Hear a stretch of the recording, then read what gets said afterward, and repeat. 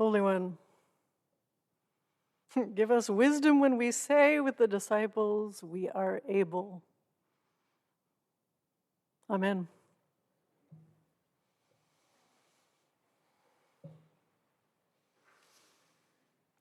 So I heard a different translation of the first line of our psalm this morning. Let my whole being magnify the Lord. Isn't that wonderful? Let all that I am bless the Lord. If you are having a rough week or struggling with some focus, finding it a little gray and discouraging, meditating on the Psalms or even one line of the Psalms can be a great practice. Bless the Lord, O my soul. I'm going to keep coming back to that. But of course, I want to talk about our gospel. And I think it was Yogi Berra who said it's déjà vu all over again. So we're in Mark, and this is the third go-round, and Jesus has said, here is what is going to happen. And the disciples have gone in some totally other direction of their own making, right? And they say to him, essentially, we'd like to call a shotgun in your glory. And they have no idea what they are asking. Of course, they have no idea what they are asking. The word that comes up in describing the disciples in this reading most often is clueless.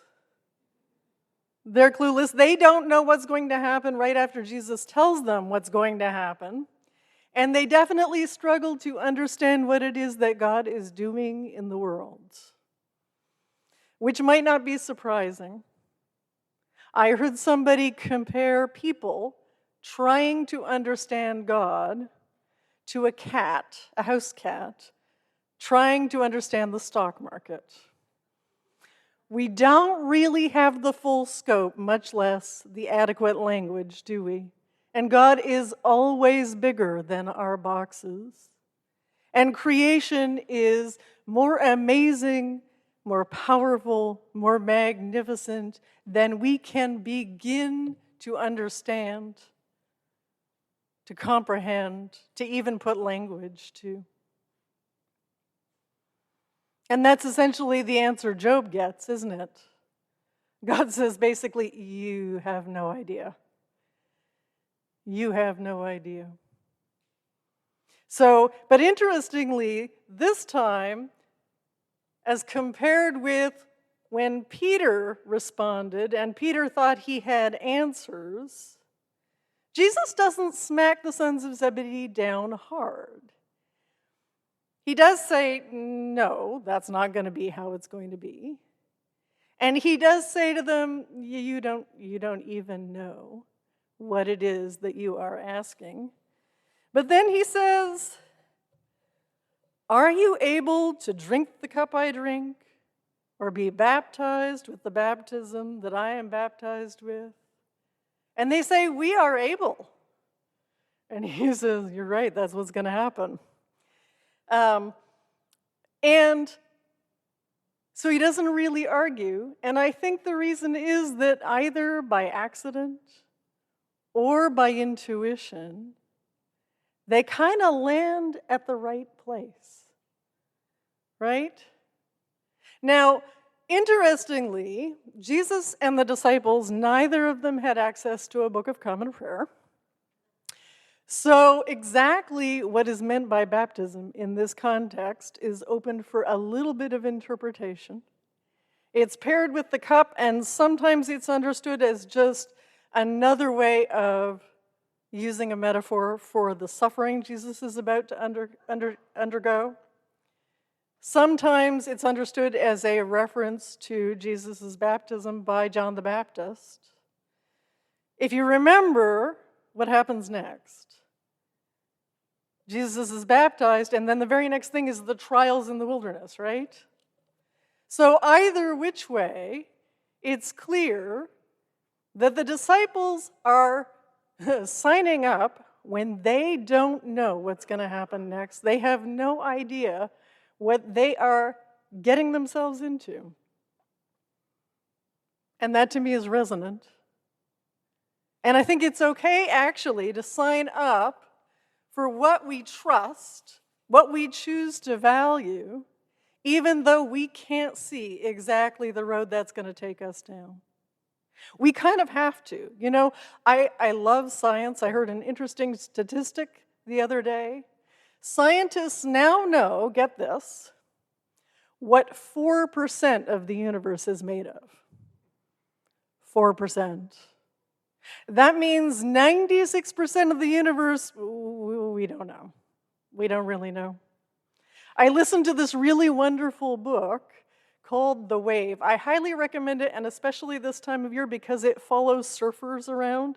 Surfers evidently travel the world, and they try and catch the really big super waves, and then they surf them because if someone can take a picture of them doing that, that's big money, evidently. I don't know. Reading about people on beaches and surfing as it gets grayer could be enjoyable, but also, she tells a funny story. She says, you know, fishermen would talk about these super waves, these waves that would seemingly come out of nowhere, that were way, way bigger than anything people were used to seeing or prepared for. They could wipe out little coastal towns. And computers came along, and scientists took data about the ocean and the laws of physics and weather and all of that, and they put it into their computer models, and they came back and they said, yeah, no, those waves don't happen. They're old wives' tales. And then we built really big oil rigs, and we got satellite photography. Guess what? They do happen. We can't explain them. I think that the Enlightenment has done us a little bit maybe of a disservice in creating this expectation that we will always have answers. We don't get answers. And if you're on this planet for any length of time, we're also going to encounter things that we frankly don't like. They make us deeply unhappy. They may be devastating. But if we can let go of that need for answers and hold ourselves in mystery, then we have a chance to say with the psalmist, let everything I am bless the Lord. And notice that God shows up in the messiness and in the devastation, even when the answer is no or you have no idea. God shows up to Job to have a conversation, which, if you stop to think about it, is an amazing, truly amazing thing. And this is the marvelous thing about our faith, is that we are invited into relationship, into awe and into gratitude, and to not face this life alone, to be in relationship with God and with God's people. And we are wired for both of those things, aren't we? We're wired for relationship, and actually we're wired for gratitude. It could be a great practice to choose some of these psalms of praise and then pause and think about the things that you are grateful for. This is actually science. They've done studies.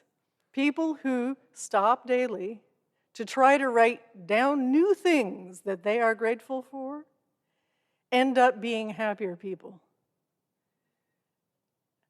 So, in a few weeks, we are going to celebrate All Saints. And we are going to think about what we sign up for, according to the Book of Common Prayer, when we are baptized. We will get to delve into what it means to seek to serve Christ in all people. But I invite you first to pause with the psalmist and offer thanks. To say, as we are invited into new life with Christ, let everything I am Bless the Lord. Amen.